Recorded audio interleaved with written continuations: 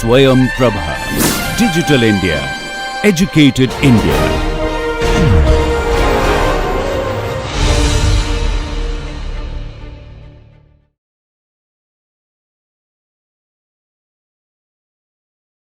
Hi, welcome back. So what we started last class was we looked at a turbulent viscosity model, right?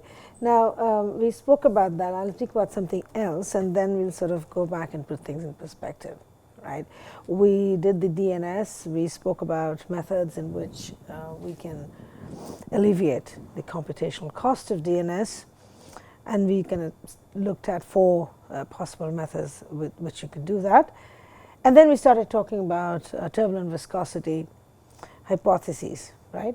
So I'll talk about a gradient diffusion hypothesis and then I'll sort of go back and put things in perspective. Okay, all right. So so this is what we kind of did last time, right? We kind of wrote down this equation, right, which is 4 here, right? And you can see it is essentially the writing out the Navier-Stokes equation in a mean form, except that here we are using something called nu effective, right? So this nu effective in place of a nu, right? And this pressure component is kind of modified like this, right? And K is of course the kinetic energy, turbulent kinetic energy, right? And it also boils down that the Reynolds shear stress basically can be written in this fashion. Basically, it has a linear relationship with the rate of strain, and we wrote that down here, this being the turbulent viscosity, right? So essentially, in a simple shear flow, it would look something like this. Okay, so this is what we did last time. Let's proceed now, and I'm going to sort of briefly describe this, not going into the details because that would be beyond the scope of this class. But this is I need to define this a little bit so that what you typically encounter in your CFD analysis using softwares is the K Epsilon model. What kind of turbulence model do you use? K epsilon, K omega SST model, right? So I just want to give you an overview of what exactly are we talking about here, right? A little more than just a button you press and get some results out of that computational software, which is just available for free almost, right? So therefore I need to describe this, okay? Gradient diffusion hypothesis. Okay, let me sort of write that.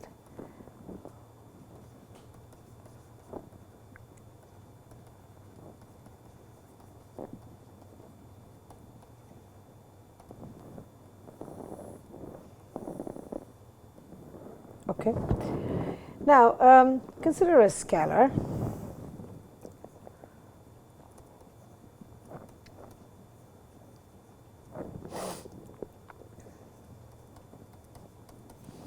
Right. Now, in a constant property flow, okay,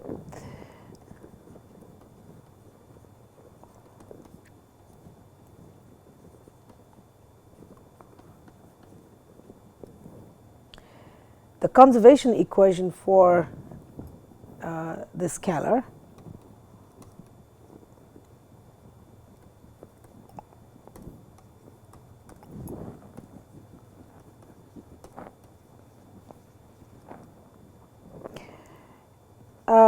phi is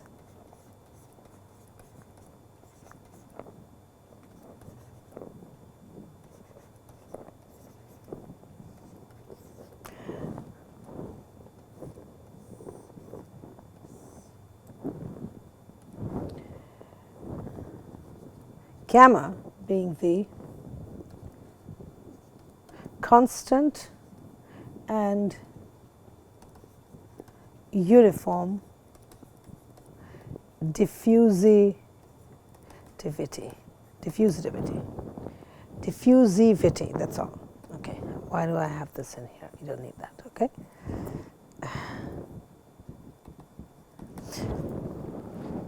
The diffusion constant, which is uniform and constant diffusion, okay, gamma. So this is essentially the conservation equation for the scalar. Let's just say this is how it is. It's like saying that if you have a flow, what is it governed by? So it's governed by the basic equations of motion, which is conservation of mass, momentum, of energy, right? So that's what we kind of saying, that if you have a scalar, which is this, so in a constant property flow, the conservation equation for the scalar is so. Now, if you see this equation, that's all it has, right? The rate of change of that scalar is equal to diffusivity into del square of the phi, right? That's all. So there is nothing to suggest, right, that there is energy being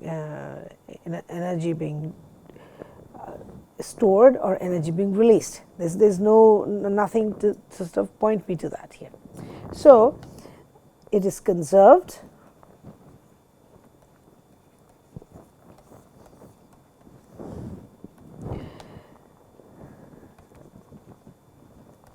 because there is no source or sink term in the equation, right? Also, if you see here, this is the only thing, there's no like mention of density, there's no mention of viscosity, there's no any other properties here, right? And gamma also here is constant, right? So there is no effect of anything there's no effect of the scalar on anything really, right? So its value has no effect on the material properties of the flow,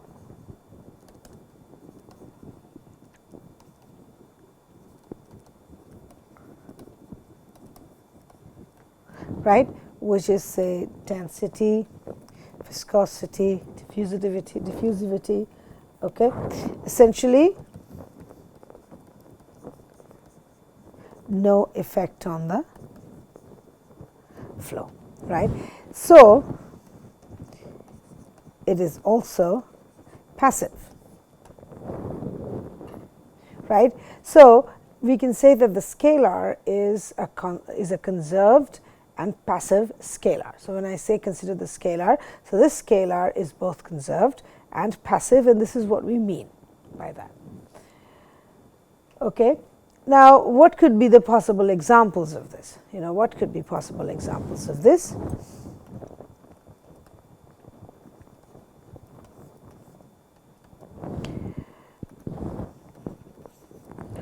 Right?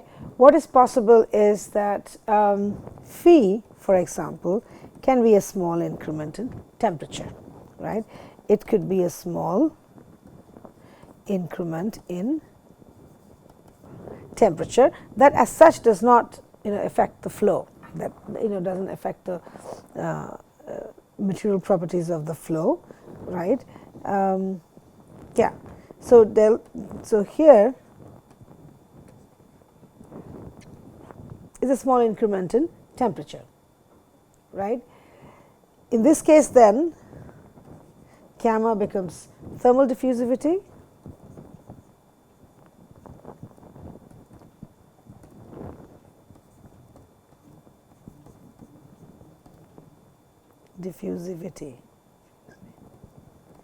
right, okay, and nu by gamma is actually the Prandtl number, right? It's actually the Prandtl number. Okay, so this could be one possibility, right? Another possibility being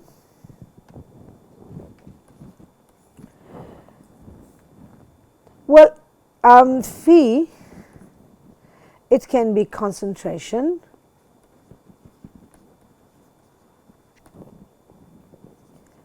of a trace species.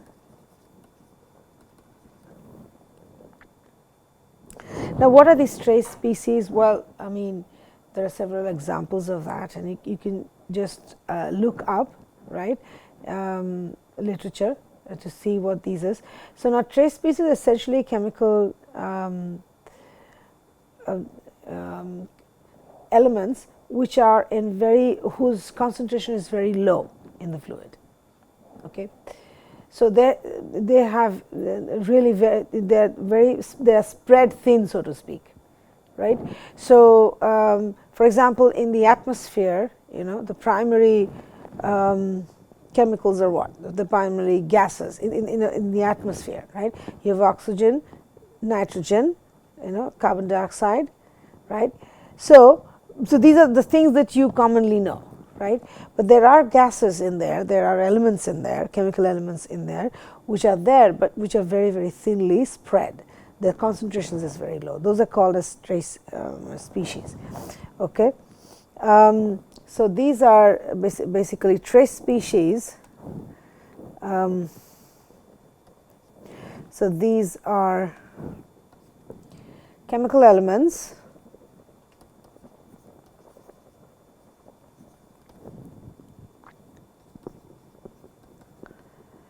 that have very low concentration.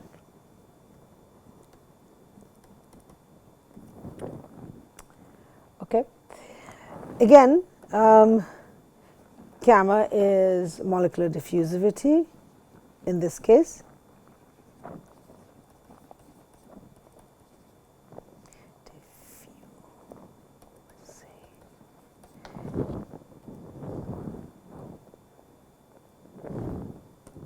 Okay, molecular diffusivity, and in this case, this is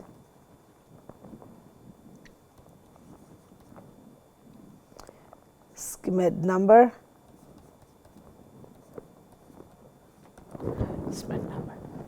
okay. So these are the possibilities where you could have a, like this, okay. Now,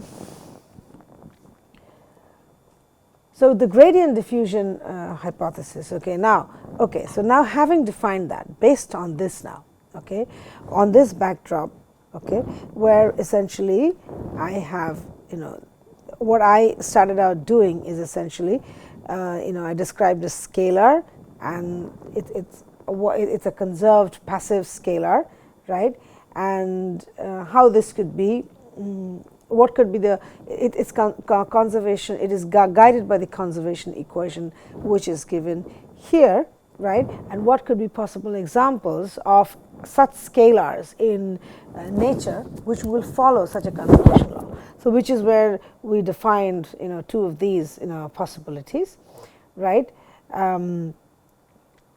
Right, so we defined that, okay. Then now coming back to a turbulent flow, right. Now, in turbulent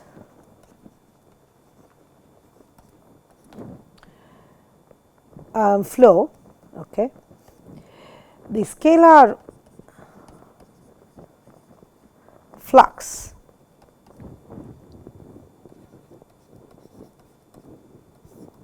okay, this is scalar flux, which gives the direction and magnitude of turbulent transport of the conserved passive scalar phi, right. So if I were to look at a scalar flux like this, right, turbulent flow, so here this essentially means, this gives the direction and magnitude, right, of the turbulent transport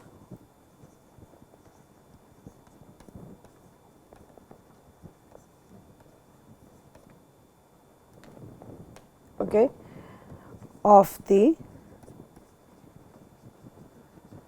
conserved and passive scalar. Right, and then according to the gradient diffusion hypothesis, right, therefore, according to according to the gradient diffusion hypothesis, right,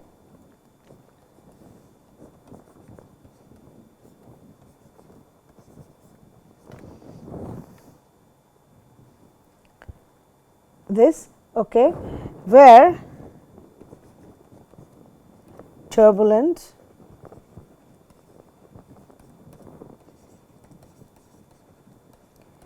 diffusivity, okay, gamma effective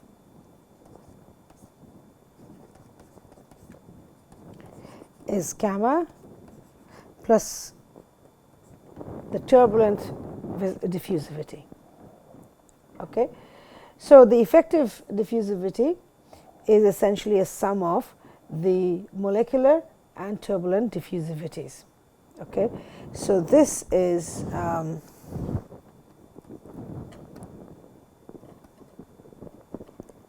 molecular diffusivity,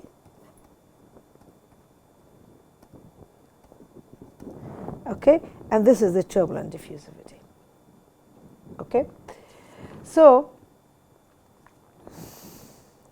right. So, now this is essentially the gradient diffusion hypothesis from which I can get this, right. So, we have a scalar flux in a turbulent flow, right, this, right, and that is essentially equal to the turbulent diffusivity into the gradient of the scalar, you know. Then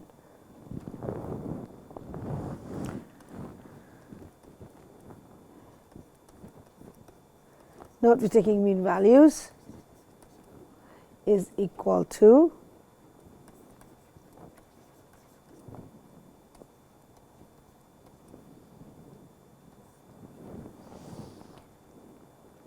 okay. So, this is basically from the conservation law of the scalar, which we have, you know, written down earlier, right.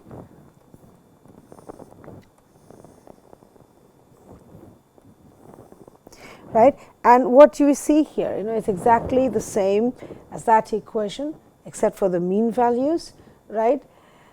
And of course, we use gamma effective here. So, if you sort of go back here, so this is the equation that we are talking about. See?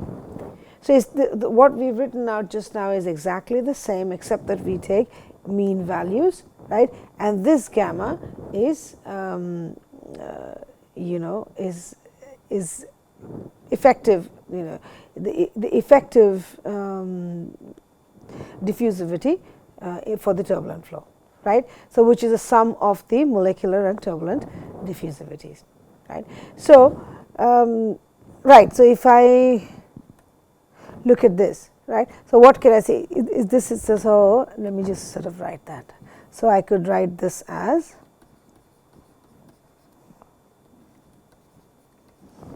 right. So, essentially what I have is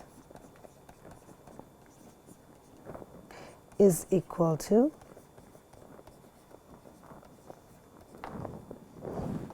right, that is what we have, and this is exactly the same as 1, okay, except for the mean values, okay, and this is analogous, right, to Fourier's law of heat conduction,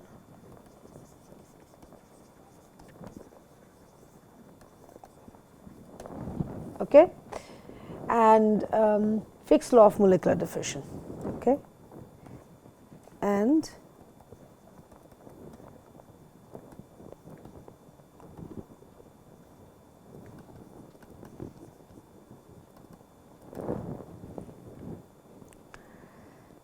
okay, so that's all I have to say this about this, the gradient diffusion hypothesis, right?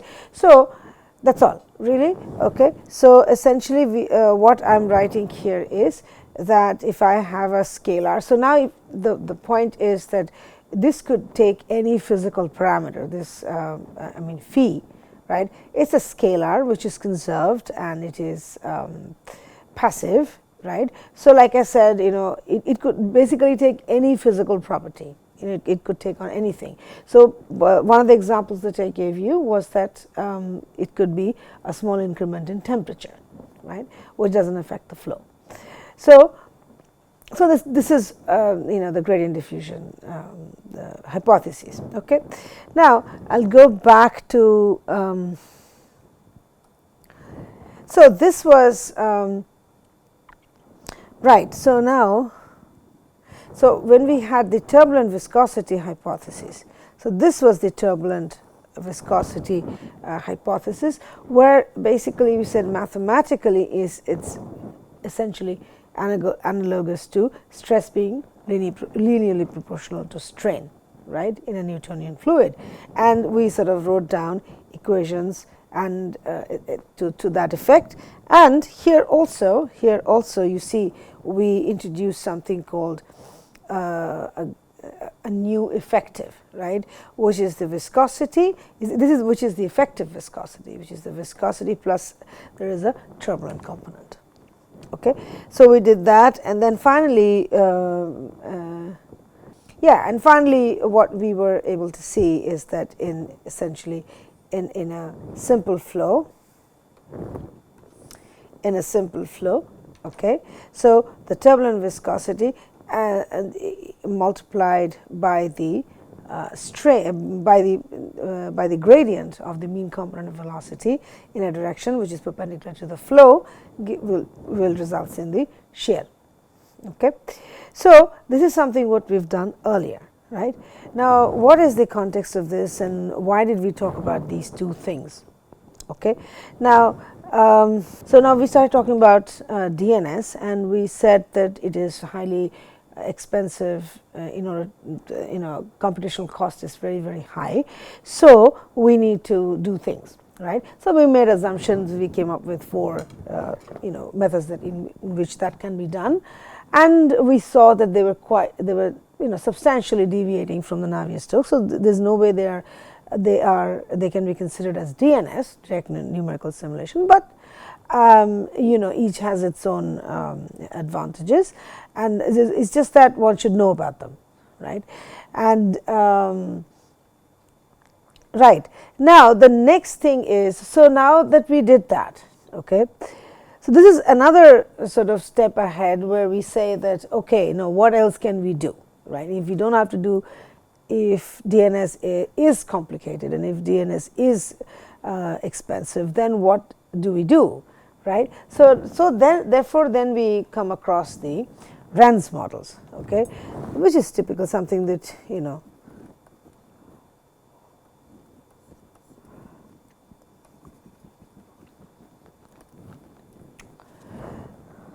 okay.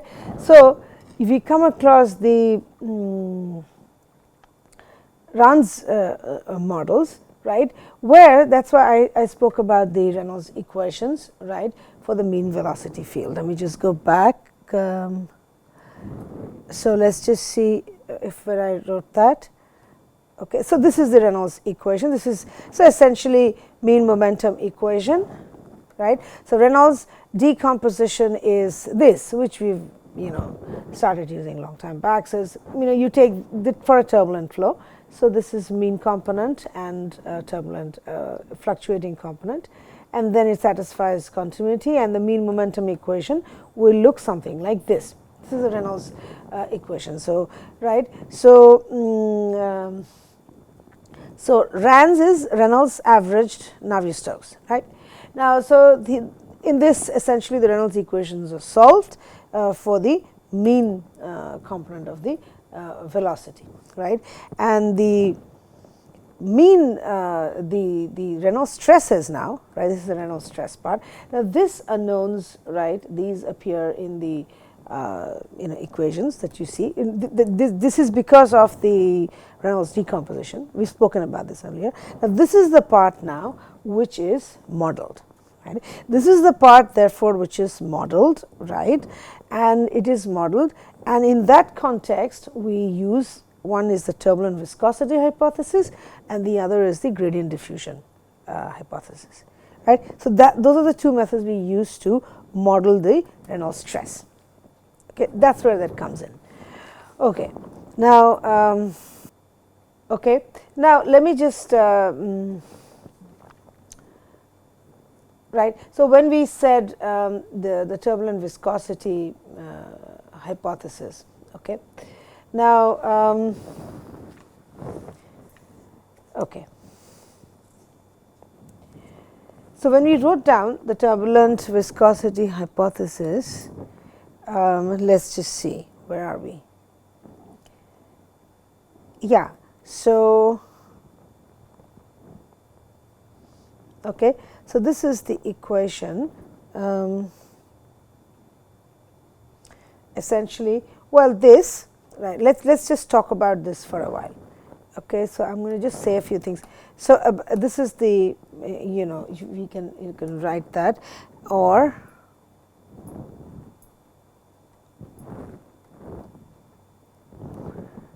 right. So, this equation here, right. So, this equation, so this is a statement of the turbulent viscosity hypothesis.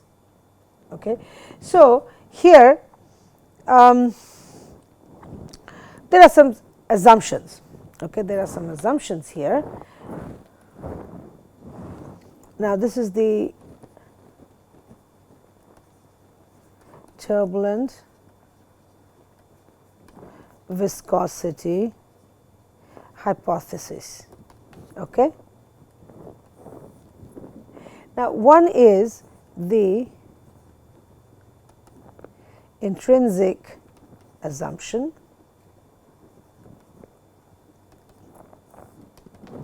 right. So, what is the intrinsic assumption? That at each location, so the assumption is, so this is the assumption, okay, that at each location and time,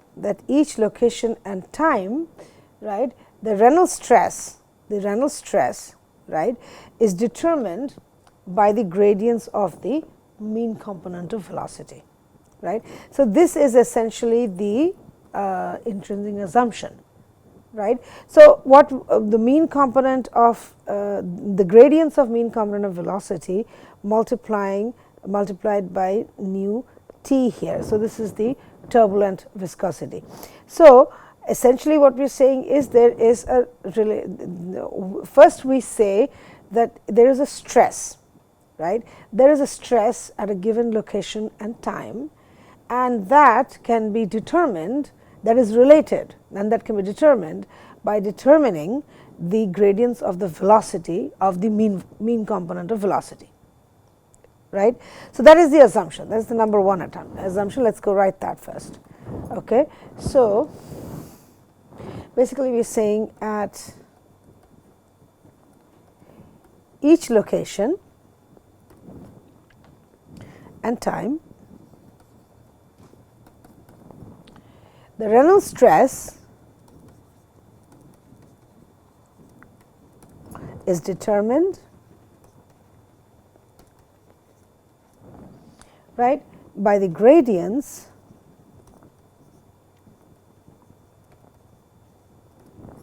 okay,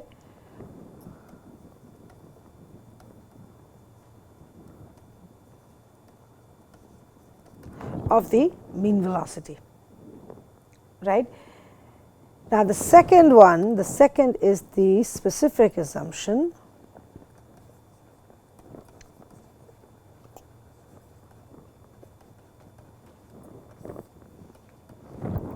right, is that what is exactly the relationship then between this Reynolds stress and gradients of the mean velocity, right.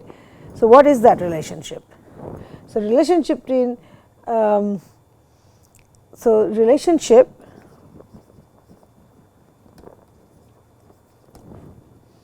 between the Reynolds stress and the gradients of mean velocity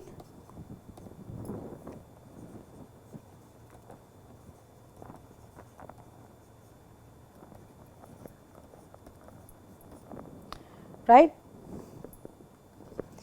is given by this, actually this expression here, this one, right. So, this is so you can just take this to the other side and all that, which is fine, right. So, this is the relationship, right, which is given by 3. So, I am going to just say this is the turbulent turbulent viscosity hypothesis. Okay. So, is should I so okay, let me write this down. Okay, that I am going to repeat myself actually. So, then that is the statement would be something like this.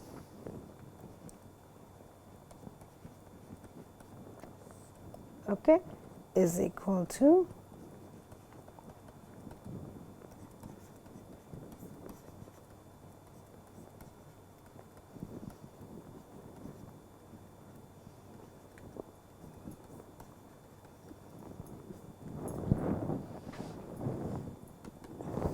okay, given by this.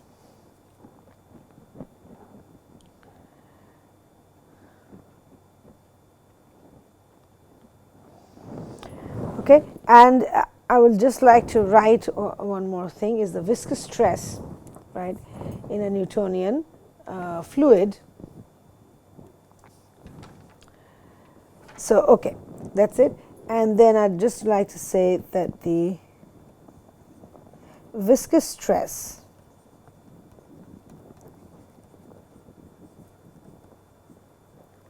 in a Newtonian fluid, right,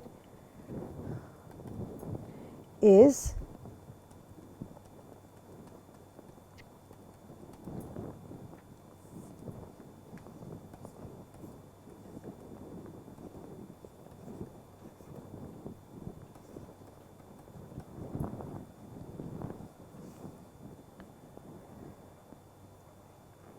okay.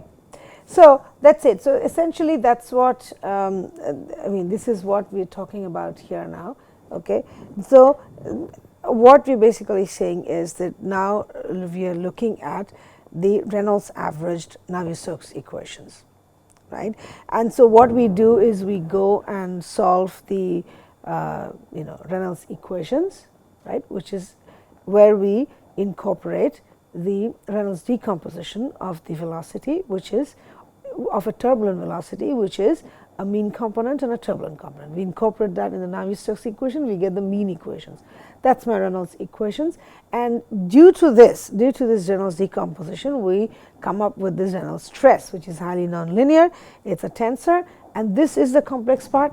I think we have been talking about this, emphasizing it as much as we can. So, this is where we are trying to model that. So, one of the ways to do that is a turbulent viscosity hypothesis, right. So, which we have described last time. So, essentially here we are basically saying the Reynolds stress is proportional to the gradients of velocity. Then what is that relationship? That relationship is given here. Okay. So, that is what we are talking about. And then similarly, we also did something called, in order to do this, so we did something called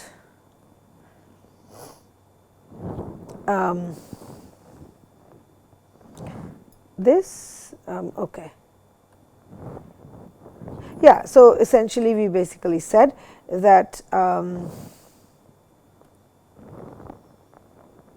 yeah. So, if you see the this one, this is the turbulent. So, or we can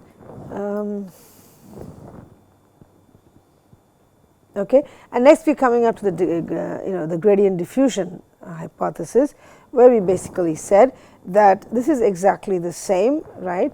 And so here this could be the stress, and this is, so this gamma effective, right? Again, we break that down into the molecular diffusivity and the turbulent diffusivity, and this is again analogous to Fourier's law of heat conduction or Fick's law of molecular diffusion. Okay, if we need to get into the details of it, we will. As of now, I'm going to just give you that, so sort of move on. So this is what I wanted to concentrate a little more, the turbulent viscosity hypothesis. Now, so coming back to the turbulent viscosity hypothesis, so essentially we're saying that stress is related to strain, and we've written out that we've written out the equations to that effect, and we've come up with something called this gamma t, which is fine, which is good, but then what is the value? How will I calculate?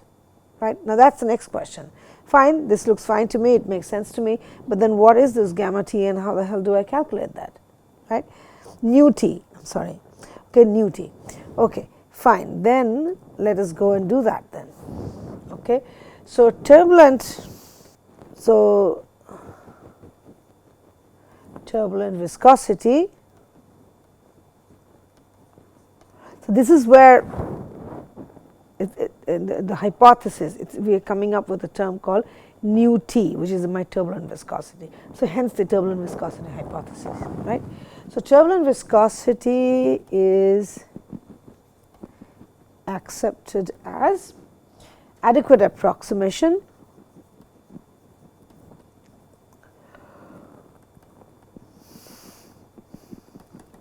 okay, quantification. So then how do I quantify it?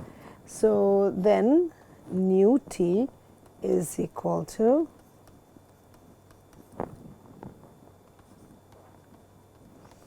a velocity into length, right, where is RMS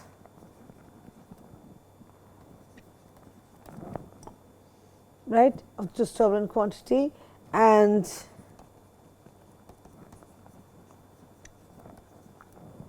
based on geometry of the flow.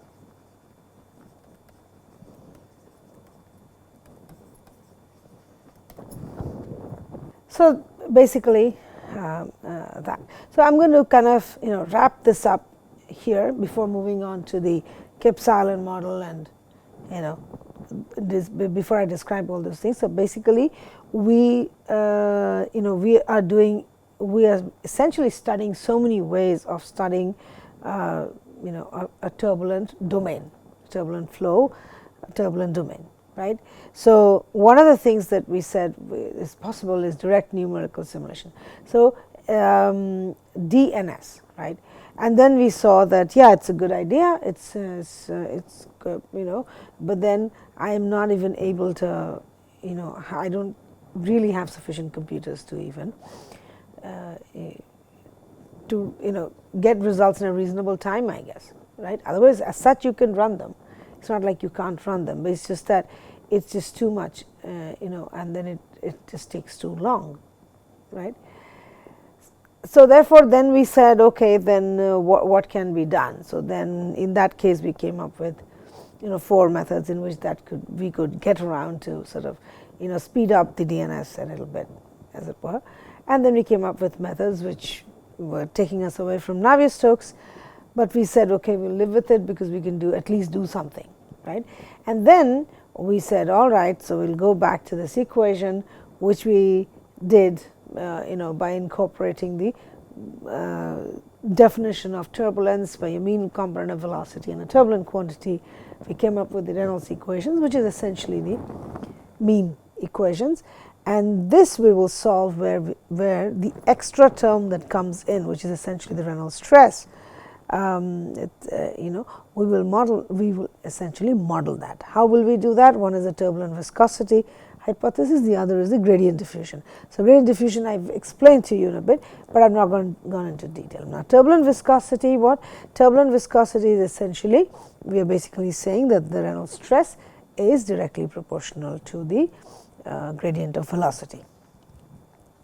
Right. So, we did that, and so that was our assumption. Then the next thing is, then what exactly is the relationship? So, that is what is given by the turbulent viscosity hypothesis, which we have done now. Okay. Having done that, so now the thing is, we need to okay. So, that is it. Okay.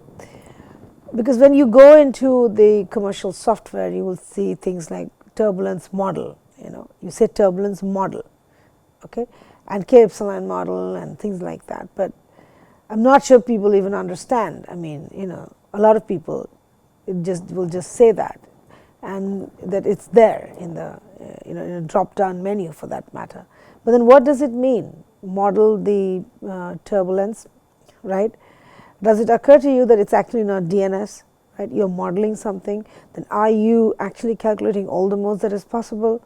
Right? I don't think one really thinks about these things, but you should now. Now that we've discussed all these things, I think you should start looking at it. So, let's start talking about that. Okay. So, what we have is the K Epsilon model. So, essentially what am I doing here? I am modeling the Reynolds stress. I am modeling the Reynolds stress. Okay. So, this consists of solving two equations.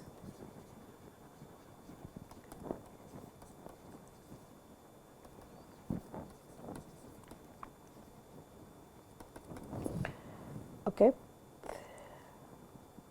And the transport equations are solved for two turbulent quantities, which is K and epsilon. Okay.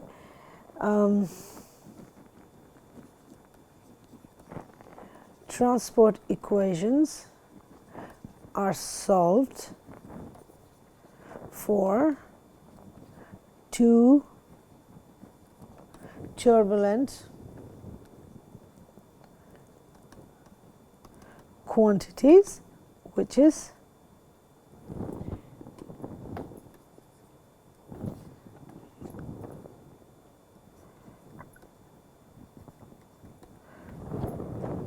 K and epsilon. Okay. Now, using these, okay, using K and epsilon, we can form the following.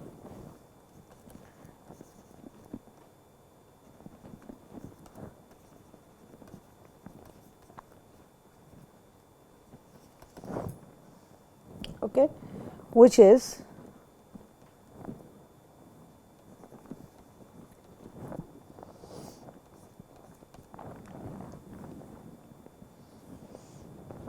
okay.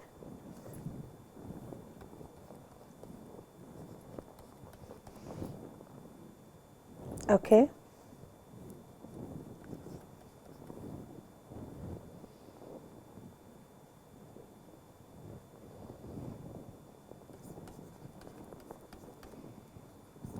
Okay. All right. Now, from the mean flow and turbulent K equation, this is something where we introduce the concept of production, right? I'm going to write that equation down. So, the mean flow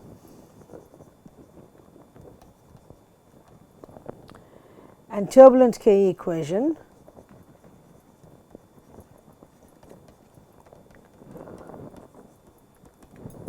okay.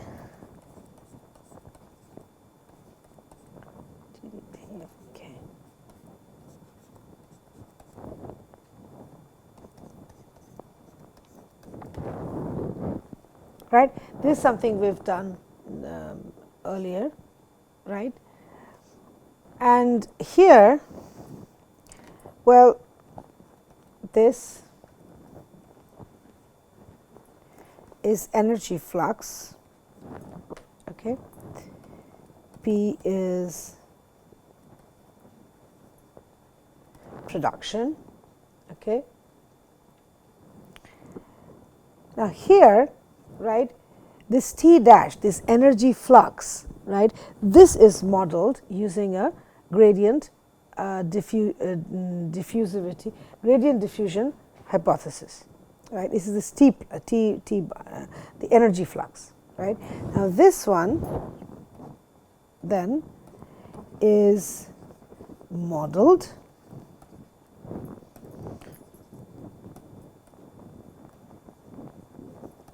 using a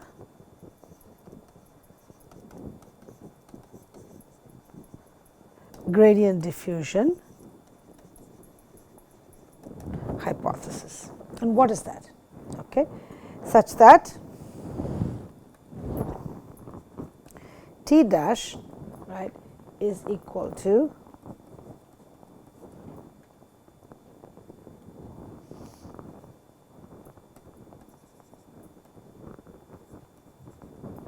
okay. So the turbulent Prandtl number, okay, for K is taken as sigma K, which is equal to 1. Okay.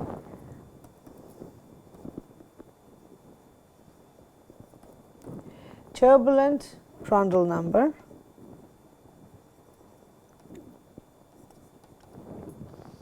for K, right, is taken as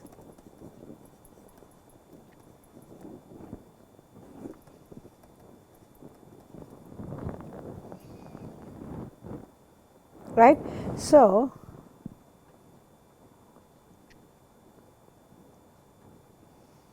this is the this is the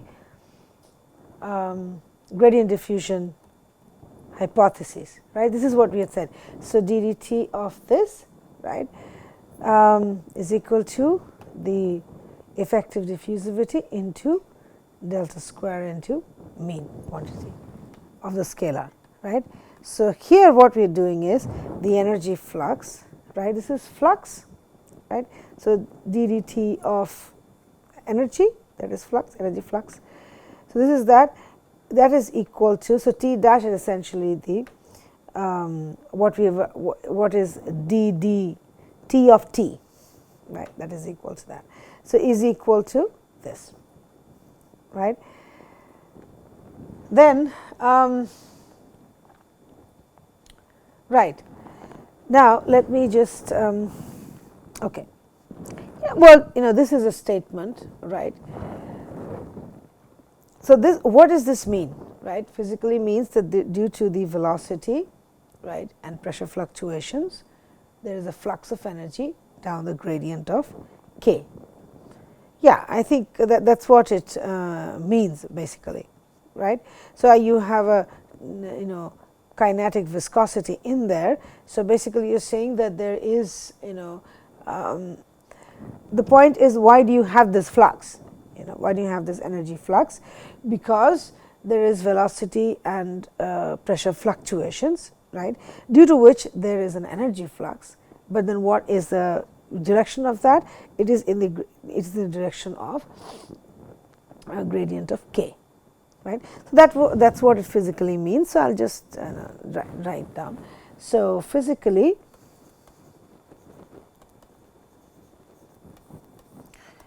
okay, now due to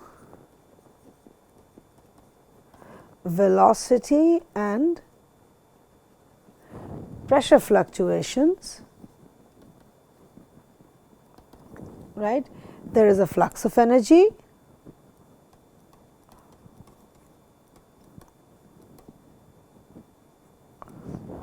right, down the gradient of K. Okay. So we'll have to continue this, obviously. So we'll do that, right. We'll talk about this methods a little bit, okay, and we'll do that in the next class. So for now I will stop. So thank you.